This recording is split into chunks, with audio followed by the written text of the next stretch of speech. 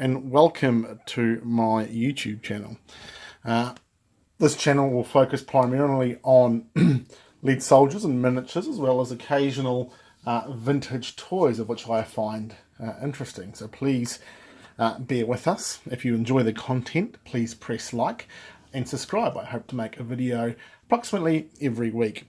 Today we have before you a New Zealand range called Regal Minatures. Regal Minatures are based out of Greytown in New Zealand.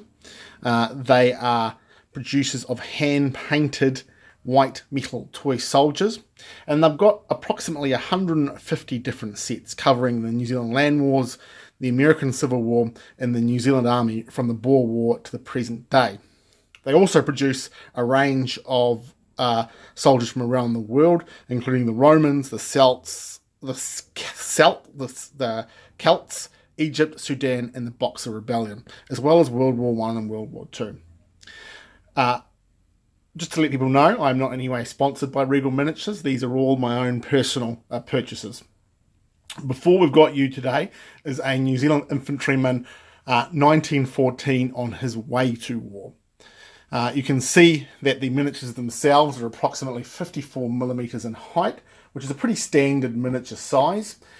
They are done in a gloss pattern, as opposed to probably what you'd say is a more realistic painting style, but I really think the gloss pattern comes out.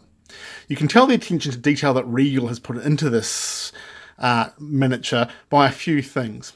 First of all, we can see the Lee Metford long tom rifle, which was initially issued to New Zealand soldiers, particularly the infantry, prior to the introduction of the Lee Enfield Mark III. The Lee Metford was a longer rifle, hence the nickname Long Tom, and it wasn't as modern as the Mark III Lee Enfield, which was soon superseded by. We can see at the time, issue New Zealand mounted rifles, what I'd call a slouch hat. In Gallipoli, this was replaced or turned into the iconic lemon squeezer, which was famous for the New Zealand Army. You can see he's wearing the 1908 pattern webbing, which was an excellent webbing for the time, where he could carry most of his gears. He is, though, wearing the New Zealand pattern field dress, which sadly wasn't as good as something like the Australian pattern field dress of the same time. It was slightly more constricting, slightly more tailored, where the Australian uniform was more billowy, looser, which was more comfortable to wear in the field. It's an infantryman of some description. You can't tell from the hat badge itself, or the cap badge itself, but it is of a high quality and high gloss. I really like the Regal Miniature series, and I'm going to do a few more, particularly around the First World War, and we'll see how the uniform pattern develops later on in the war.